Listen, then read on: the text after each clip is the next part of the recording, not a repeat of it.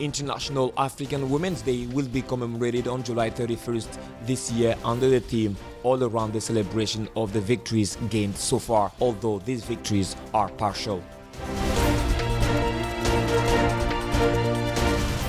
In Togo, the draft bill on the Press and Communication Code has just been passed. This was during a workshop organized by the Ministry of Communication and High Authority for Audiovisual and Communication. The objective of the meeting is to allow all the operators in the media sector to bring their observations for the enrichment of the legislation before it is transferred to the government.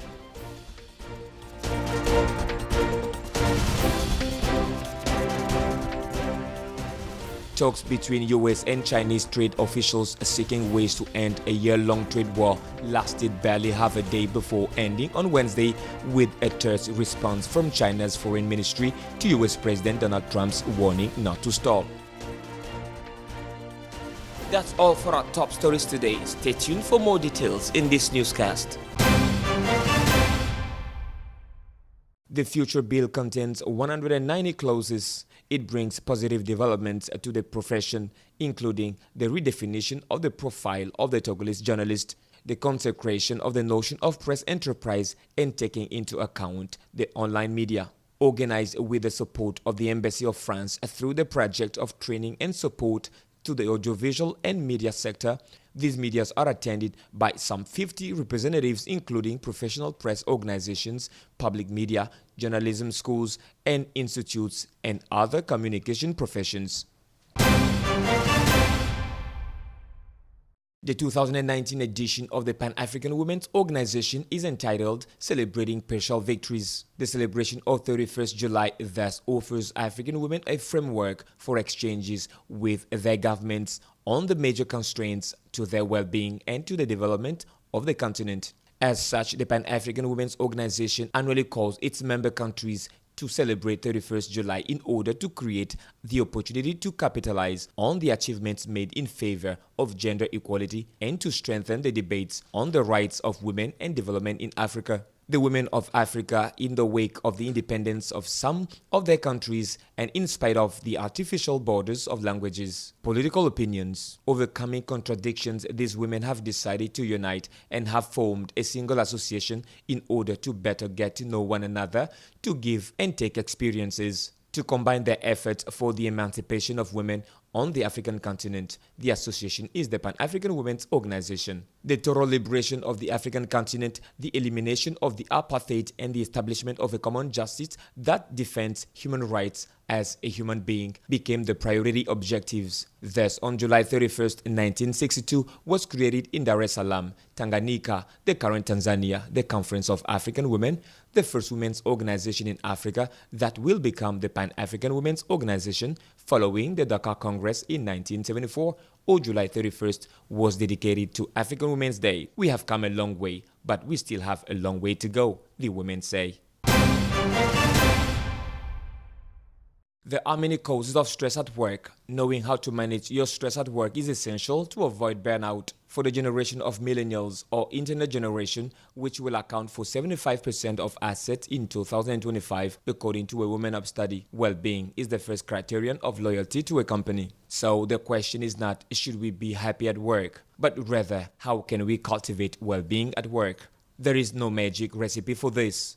The mission of the leaders is therefore to find the best formula, which is more a matter of trust than a football budget. Clarity is one of the pillars of happiness at work. The first is to give meaning so that everyone knows why they are working and to specify the company's objectives.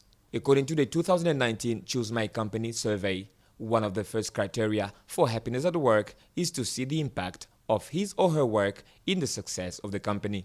This necessarily involves precise job descriptions so that each employee is aware of the scope of his or her position and their impact on the company's objectives.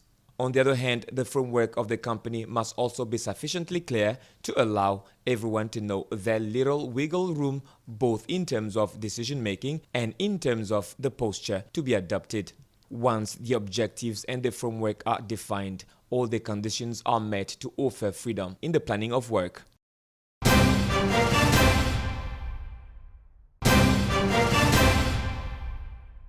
If the observers of the political environment are convinced that the meeting between Enrique Nabedier and Laurent Gbagbo certainly predicts an electoral alliance, others, on the other hand, are concerned that there will be a remake of 2010, when in the second round of the election, Bedier, 85 years old today, abandoned his ally and supported Alassane Dramane Ouattara.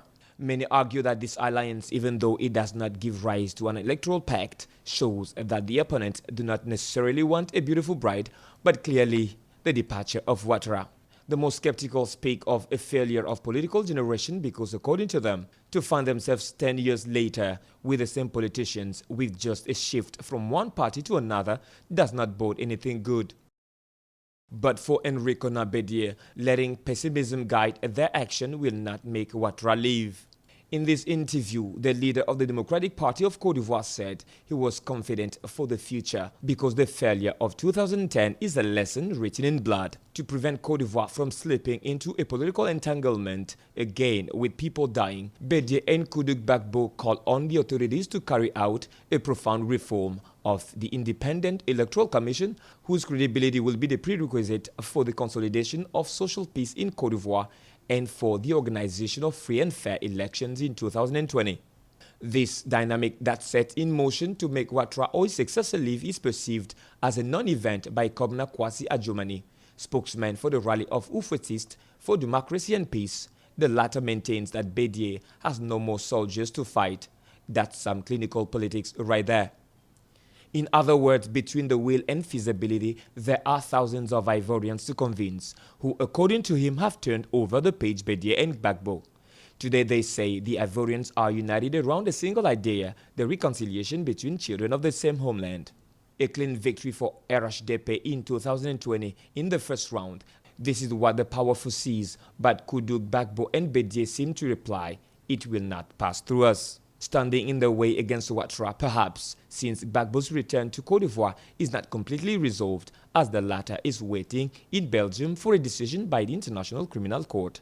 This meeting comes for the first time since 2010 and the post-election crisis that has caused more than 3,000 deaths after Gbagbo's refusal to admit his defeat against Ouattara.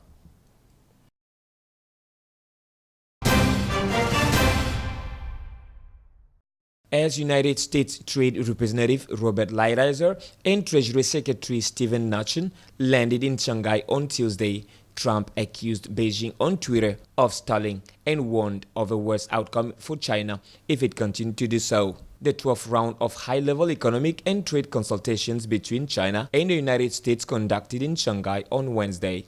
The trade war between the world's two largest economies has disrupted global supply chains and shaken financial markets as each side has slapped tariffs on billions of dollars of each other's goods. The two-day talks were jointly chaired by the Chinese Vice Premier Liu He, who is also a member of the Political Bureau of the Communist Party of China Central Committee and chief of the Chinese side of the China-US Comprehensive Economic Dialogue. U.S. Trade Representative Robert Lighthizer and Treasury Secretary Steven Mnuchin. The two sides conducted candid, efficient, and constructive in-depth exchanges on major issues of common interest in the economic and trade field in accordance with the important consensus reached by two heads of state during the G20 summit in Osaka. The two sides also discussed China's increased purchases of agricultural products from the U.S. based on domestic needs and the U.S. willingness to create favorable conditions for such purchases. The next round of consultations will be held in the United States in September.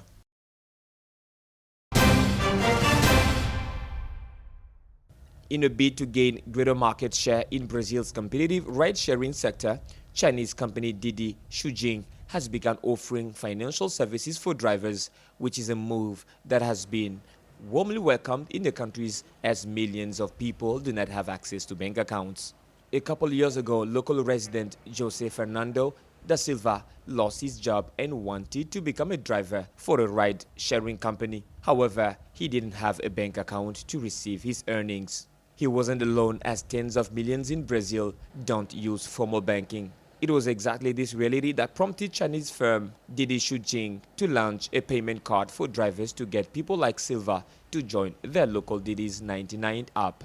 Passengers' fares are paid directly to the driver's card within 1 hour of a trip, and the money can be used immediately to make purchases or pay bills. Didi's 99 and Uber are the two key players in Brazil, and both claim roughly 600,000 drivers each. Uber reports 22 million customers, while Didi's 99 says it has 18 million. The competitor is very strong, to be honest. They are a very respectable player in this industry.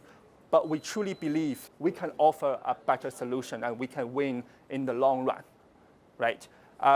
For example, if we think about one example of local innovation is the 99 card we are doing. Wang also said that the card satisfies the driver's needs by providing fast cash flows. We know that our drivers, they need a really fast cash flow to pay their gas to work, to make groceries, and pay their bills.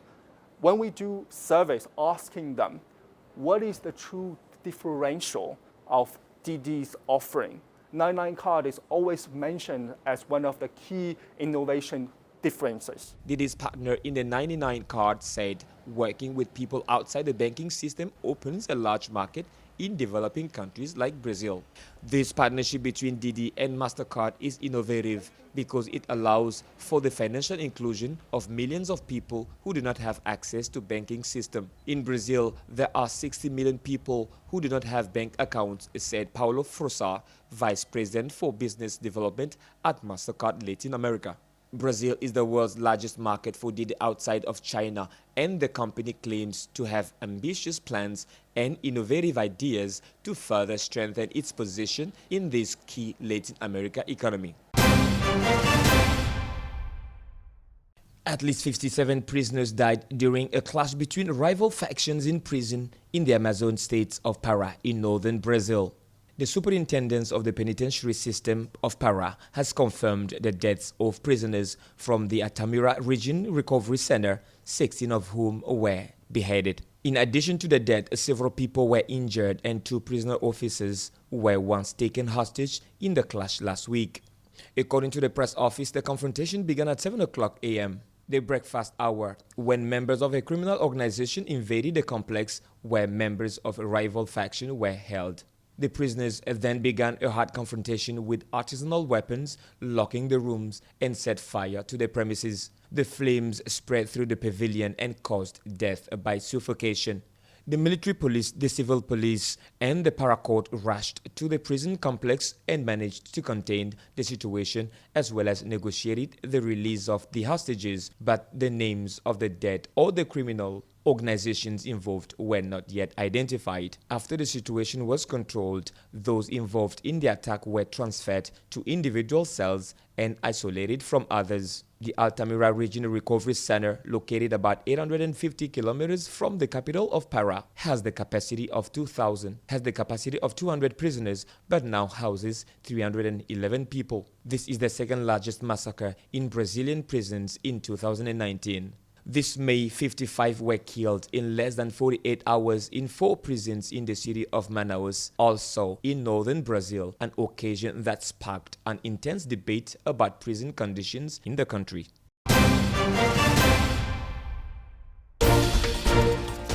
International African Women's Day will be commemorated on July 31st this year under the theme all around the celebration of the victories gained so far, although these victories are partial. In Togo, the draft bill on the Press and Communication Code has just been passed. This was during a workshop organized by the Ministry of Communication and High Authority for Audiovisual and Communication. The objective of the meeting is to allow all the operators in the media sector to bring their observations for the enrichment of the legislation before it is transferred to the government.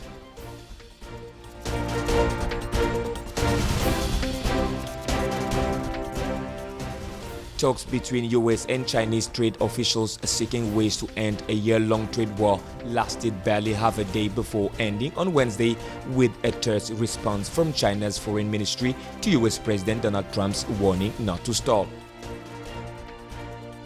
That's the end of our newscast of the day, but keep watching Gabon 24 for further news.